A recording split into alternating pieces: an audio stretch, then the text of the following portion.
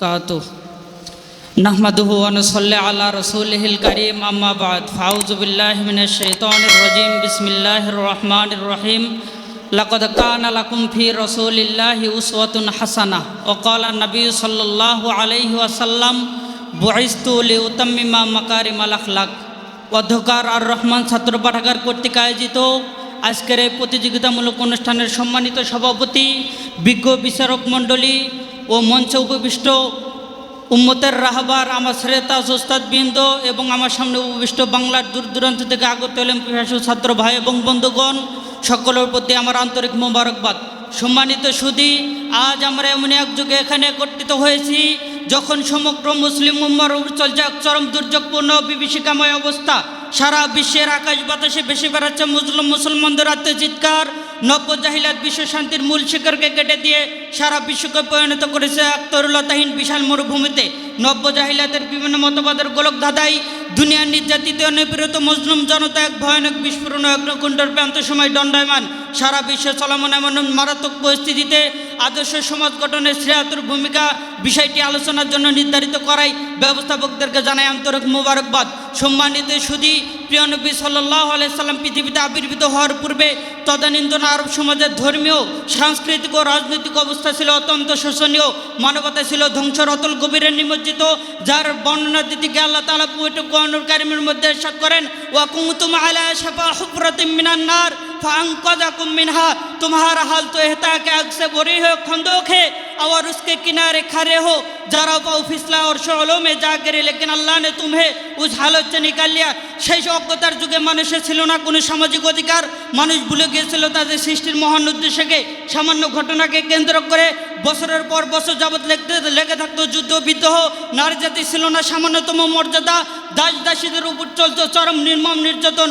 গরিব অসহায় লোকদের শোষণের জন্য ছিল সুদ নামক হাতিয়ার। চারিদিকে যখন বাতিলের এমন জয় জয়কার মানবতা কন্দর রোল, ঠিক এমনই এক যুগে বিশ্ব মানবতাকে মুক্তি দিতে, অন্যায় অপরাধের শ্রদ্ধারাকে রুখে দিতে, সর্বোপরি বিশ্ব মানবতাকে একটি আদর্শ সমাজ উপহার দিতে পৃথিবীতে রহমত স্বরূপে এতে হলেন রহমতুল্লিল আলামিন, যার স্বীকৃতি দিয়ে আল্লাহ তাআলা পবিত্র কোরআনুল কারীমের মধ্যে ইরশাদ করেন, ওয়া আরসালনাকা ইল্লা রাহমাতাল লিল আলামিন। হে নবী, আমি আপনাকে জগৎবাসীর জন্য রহমত হিসেবে প্রেরণ করেছি।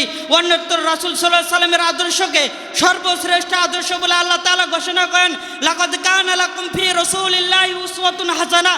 নিশ্চয় রাসূল সাল্লাল্লাহু আলাইহি সাল্লামের মধ্যে তোমাদের জন্য রয়েছে উত্তম আদর্শ। প্রিয় নবী সাল্লাল্লাহু আলাইহি সাল্লামের ধরাধামে আবির্ভূত হওয়ার পর সমাজের এরকম অবস্থা দিকে তিনি চিন্তিত হলেন এবং একে পরিবর্তন করার জন্য গ্রহণ করতে লাগলেন একের পর এক মহাপরিকল্পনা।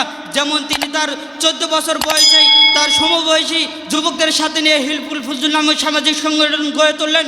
শুধু তাই নয়, নবুয়তের পূর্বেই হাজারা আসাদকে তার স্বস্থানে স্থাপনকে কেন্দ্র করে যখন আরবের বিভিন্ন গর্তের মাঝে রক্ত বিদ্রোহের মতো অবস্থা হইল, সেই আসন্ন মহাবিপদের হাত থেকে প্রিয় নবী সাল্লাল্লাহু আলাইহি সাল্লাম জগৎবাসীদেরকে পরিত্রাণ দিয়েছিলেন।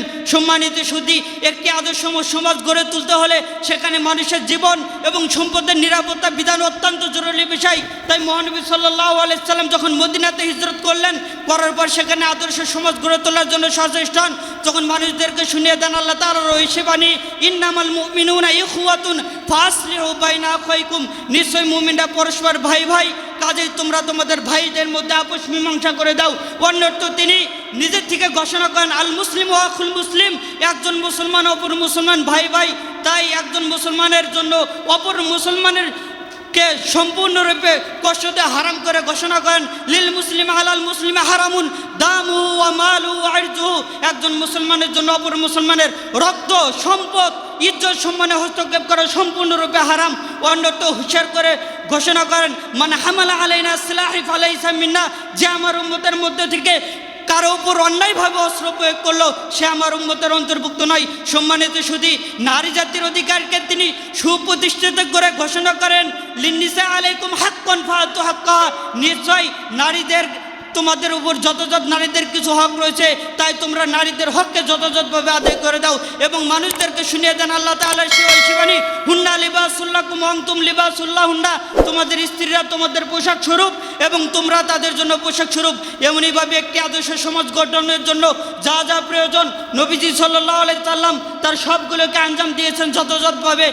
তাই আমি পরিশেষে বলবো, আজও যদি আমরা নবীজি সাল্লাল্লাহু আলাইহি সাল্লামের নেওয়া পদক্ষেপগুলো আজও যদি আমরা সিরাতের উপর পরিপূর্ণভাবে অনুসরণ করতে পারি, তাহলে আজও আমরা আমাদের এই সমাজের চেহারাটাকে পাল্টে দিয়ে একটি আদর্শ সমাজ হিসাবে পরিণত করতে পারবো। আল্লাহ তাআলা আমাদের সবাইকে সিরাতের উপর পরিপূর্ণভাবে আমল করে আমাদের সমাজকে আদর্শ সমাজ হিসাবে, মডেল সমাজ হিসাবে গড়ে তোলা তৌফিক দান করেন। আমিন।